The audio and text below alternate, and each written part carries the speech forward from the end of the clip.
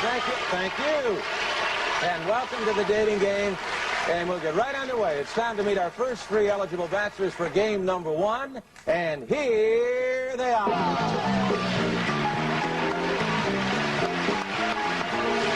Good luck, gentlemen.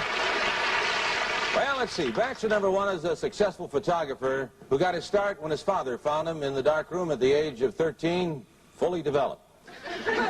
Between takes, he might find him skydiving or motorcycling. Please welcome Rodney Alcala. Rod, welcome. Rodney Alcala fue un genio psicópata que asesinó a 4 mujeres y a una niña de 12 años. No obstante, algunos expertos creen que en verdad llegó a matar a unas 130 mujeres. Fotógrafo y artista, Rodney fue conocido como el Dating Game Killer por aparecer en un famoso show televisivo, The Dating Game. Rodney James Alcala nació un 23 de agosto de 1943 en San Antonio, Texas. Cuando tenía 12 años, su padre lo abandonó y 5 años después, Rodney se inscribió en el ejército de los Estados Unidos desempeñándose como secretario.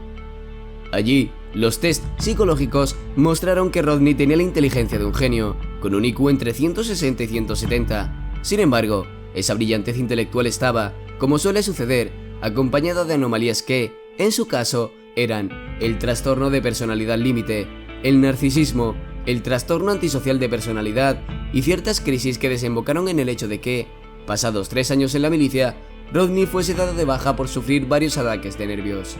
Después de haber salido del ejército, Rodney se metió a estudiar en la Escuela de Bellas Artes de la Universidad de California de Los Ángeles, donde terminó graduándose en 1968.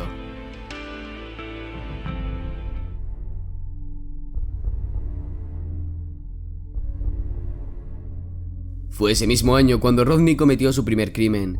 Se trataba de Tali Shafiro, una niña de apenas 8 años de edad que fue abordada por Rodney mientras se dirigía a la escuela. Tras secuestrarla, Rodney la llevó a su apartamento y allí la golpeó, la violó e intentó estrangularla con una barra metálica de 4 kilos.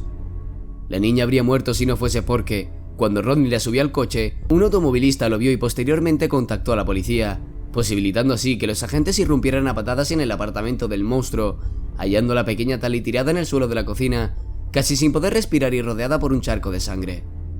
Sin embargo, no encontraron a Alcala, ya que este había escapado velozmente por la puerta trasera. Todo lo que encontraron fueron abundantes fotografías, muchas de ellas de mujeres jóvenes. Alcala había huido y en poco tiempo estaría en New York, donde se matricularía con los nombres de John Berger y John Borger en la New Film School y estudiaría cine con el afamado Roman Polanski.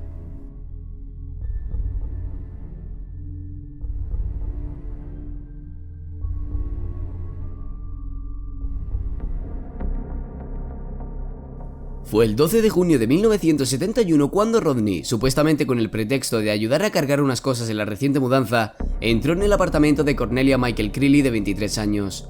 Una vez adentro, la violó y la estranguló con sus propias medias de nilón. En el momento la policía sospechó de Leon Borstein, el novio de Cornelia. Gracias a eso, Alcala pudo librarse una vez más, tomando después, bajo el nombre de John Berger, un trabajo en un campamento cerca del lago New Hampshire-Sunapee. Pero el tiempo de tranquilidad de Rodney duró poco, ya que el FBI lo había puesto entre los 10 más buscados y, mientras trabajaba en el campamento, 2 chicas adolescentes se dieron cuenta de que el guía John Berger se parecía demasiado al criminal Rodney Alcala, presente en el cartel de los Most Wanted del FBI. Fue así que arrestaron a Rodney por violar a Tali, aunque las leyes de California eran muy blandas en ese entonces, ya que ponían énfasis en la rehabilitación de los delincuentes sexuales en lugar de darle su merecido, por lo que Rodney apenas estuvo 34 meses, obteniendo finalmente una libertad condicional que rompió con su siguiente crimen.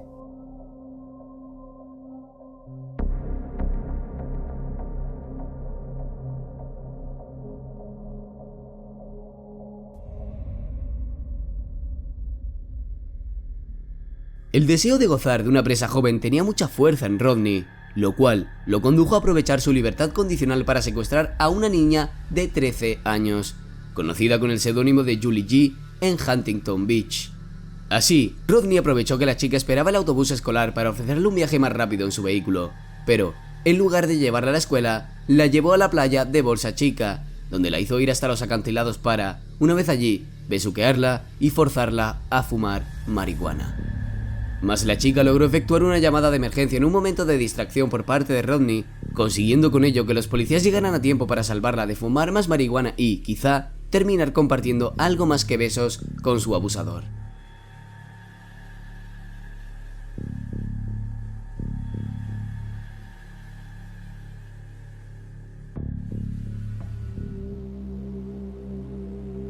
Ellen Hoover tenía 23 años y era hija de Herman Hoover, dueño de Ciro, un prestigioso club nocturno de Hollywood. Sucedió así que, tras cumplir su breve condena por el episodio con Julie G, en el verano de 1977 Rodney aprovechó su libertad condicional para supuestamente visitar a sus familiares en Nueva York. La realidad fue otra, y el 15 de julio de 1977 fue el último día en que Ellen Hoover fue vista. Según reveló su agenda, aquel día ella tenía planificado una cita con un tal John Berger. Ante lo sucedido, el padrastro de Ellen contrató un detective privado y la familia de la chica pagó un anuncio en el New York Times, dentro del cual se solicitaba información sobre el tal John Berger.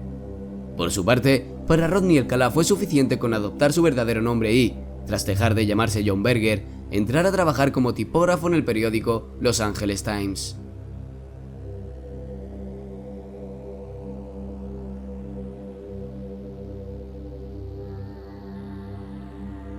Jill Barcombe era una fugitiva originaria de Brooklyn, perteneciente a una familia de 11 hijos y exvoluntaria del hospital y trompetista de su escuela secundaria. Ella fue recogida por Rodney en el Sunset Boulevard. Jamás imaginó que aquel desconocido sería el responsable de que el 10 de noviembre de ese mismo año ella apareciera en medio de un terroso camino, desnuda, arrodillada, como si el cadáver hubiese sido intencionalmente puesto de ese modo, con la mitad superior de la cabeza aplastada por una gran roca, con una mordedura en el pezón derecho, graves lesiones anales y signos de haber sido estrangulada con un cinturón, con sus medias nilón y con sus propios pantalones. A esos macabros escombros había sido reducida Jill, una chica que apenas medía 5 pies de altura. Entretanto, el anuncio del NIT sobre John Berger no estaba dando resultados, nadie había aparecido con información. No obstante, el FBI no era tan incompetente como para olvidar que hace no mucho un tal John Berger había sido detenido tras el llamado de 2 adolescentes campistas. Por eso finalmente interrogaron a Alcalá en relación al caso de Hoover y este aceptó conocer a la chica pero nunca admitió haberla asesinado, por lo que, a falta de evidencias, el FBI tuvo que dejarlo tranquilo. Poco después, el 16 de diciembre de 1977, la enfermera Georgia Wickstead, de 27 años, fue encontrada muerta en su apartamento de Malibú. Wickstead yacía sobre el frío suelo. Tenía sus medias de nilón envueltas tan fuertemente en torno al cuello que las marcas habían quedado en el cartílago. Su cráneo y su rostro habían sido martillados, sus genitales habían sido mutilados y los objetos de su bolso estaban esparcidos por todo el cuarto de baño. Además, los cajones del gabinete estaban abiertos y revueltos y no existían indicios de que la entrada hubiese sido forzada. La última vez que la vieron había estado con su novia, era lesbiana o bisexual, Barbara Gale, quien, al ver al día siguiente que Wickstead no aparecía, se preocupó y junto con algunos compañeros de trabajo denunció su desaparición.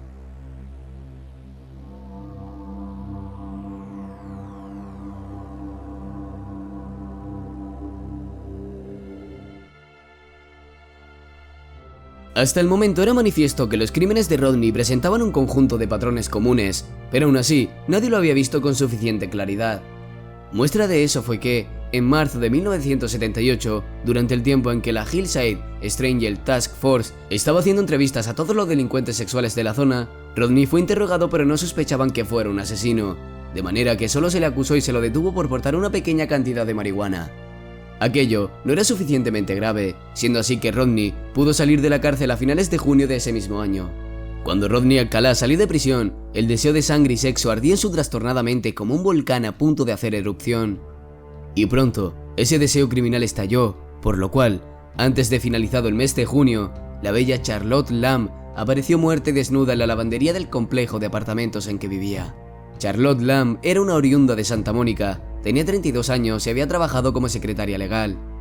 La visita de Rodney Alcalá le había reducido un cadáver cuyas marcas contaban, casi de seguro, la siguiente historia.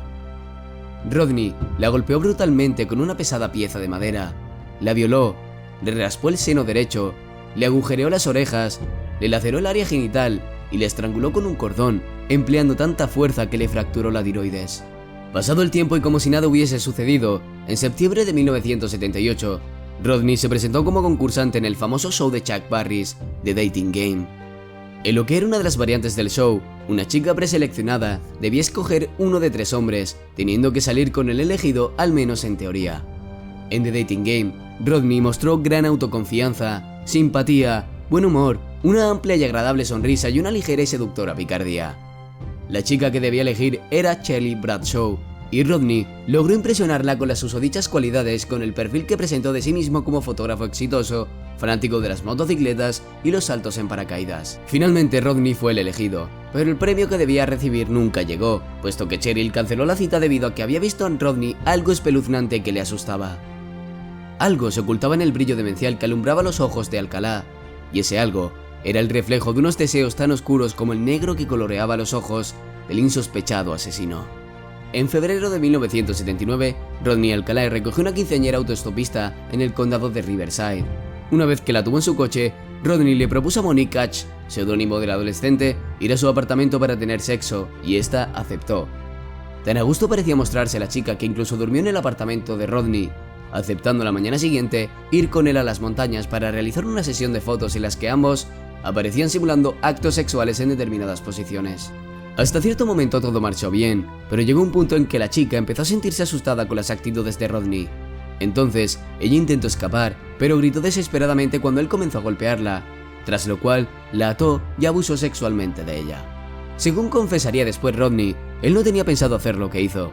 En realidad, él quería tener sexo con el consentimiento de la chica, pero eso solo fue posible al inicio y, cuando la situación se complicó por el miedo de Monique, él perdió el control y la violó.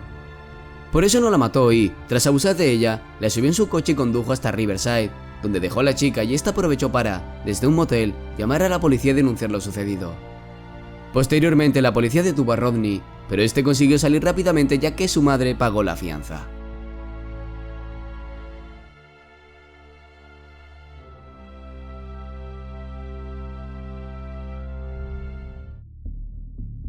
Katherine Bryant había sido novia de Jill Parenteau, era lesbiana o bisexual, una chica de 21 años que trabajaba como programadora en la época de las llamadas tarjetas perforadas. Según contó Katherine, ella y Jill habían conocido a Rodney cierta noche dentro de un club y, como el diálogo fluyó, socializaron con él en más ocasiones. Nunca se supo bien por qué, pero el 14 de junio de 1979, el cadáver de Jill apareció en su apartamento de Burbank.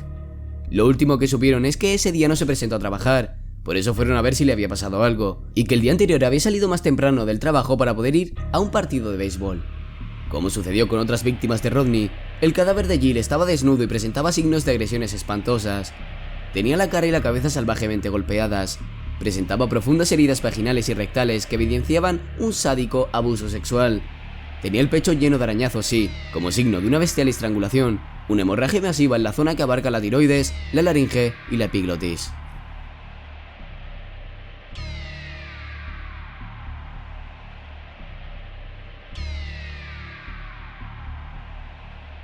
Corría la mañana del 20 de junio de 1979 en Huntington Beach, cuando la niña Robin Samsoe de 12 años iba hacia su clase de ballet.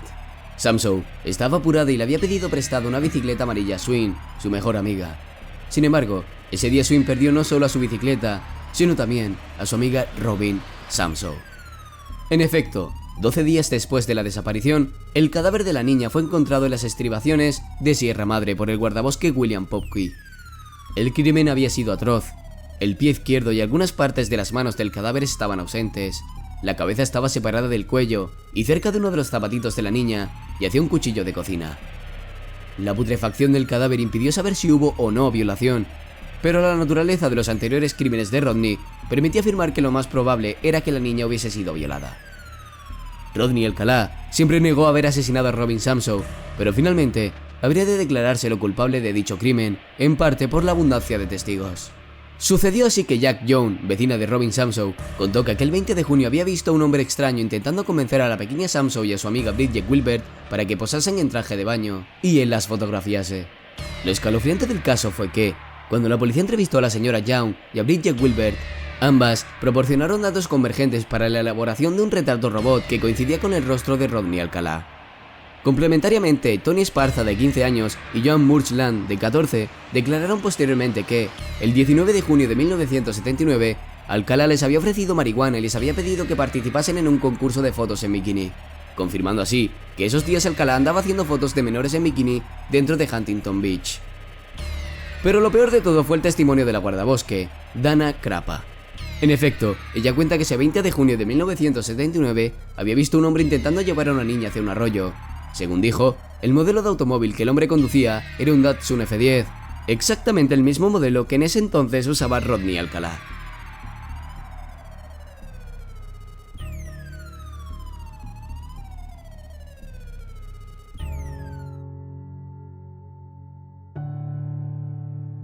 El 24 de julio de 1979, Rodney James Alcalá fue arrestado en el apartamento de sus padres en Monterey Park. Al momento de su arresto, Alcalá tenía alquilado un local de almacenamiento en Seattle, dentro del cual la policía encontró cientos de fotos de mujeres jóvenes y niñas, además de una bolsa con objetos personales que aparentemente pertenecían a las víctimas. Entre esos objetos estaban unos aretes de oro que, según la madre de Robinson Samsoe, eran suyos, aunque usados por su hijita. Para los criminalistas, toda esa colección de objetos de las víctimas equivalía a los trofeos del asesino. Largo y tortuoso fue el juicio de Rodney Alcalá. Por ejemplo, en 1980 se le condenó por el asesinato de Robin Samsoe, ratificándose la condena en 1986, anulándose posteriormente y reanudándose finalmente. Pero también, el juicio de Alcalá recibió gran atención por parte de los medios, convirtiéndose así en una suerte de espectáculo, entre cuyos rasgos más llamativos estuvieron la presencia de Charlize Theron, quien interpretó a Eileen Wuornos en el film Monster, y la actuación de Rodney como su propio abogado, cambiando de tono según hablaba como acusado o abogado en cierta etapa del juicio.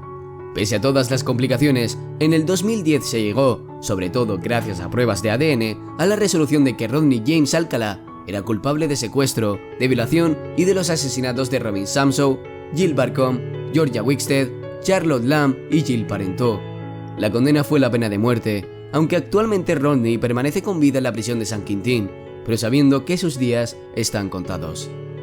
Finalmente, algo que debe tenerse en cuenta es que la trascendencia de este asesino está no solo en las 5 víctimas confirmadas que tuvo, sino, y quizá aún más, en el hecho de que casi seguramente sus víctimas no confirmadas son tanto que le colocan en posición de rivalizar con alguien como Ted Bundy. Las principales de entre esas víctimas no confirmadas son Cornelia Crilley y Ellen Hoover, quienes se han mencionado en este vídeo como víctimas seguras debido tanto al pensamiento predominante de los investigadores como el hecho de que en el 2011 y el 2012 hayan salido a flote nuevas evidencias que han acercado a muchos de esos dos crímenes a la categoría de víctimas confirmadas.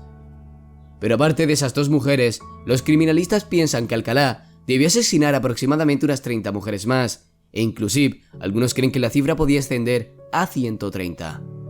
La razón de esto son las más de 500 fotografías que se encontraron, en las cuales aparecen mujeres jóvenes y adolescentes, muchas veces posando desnudas y en poses provocadoras. Así, la conjunción de eso, con ciertas evidencias, ha hecho pensar que muchas de las fotografías fueron víctimas de Alcalá. Sin embargo, debido al contexto sexual de las fotos, la policía solo ha hecho públicas unas 200 de ellas.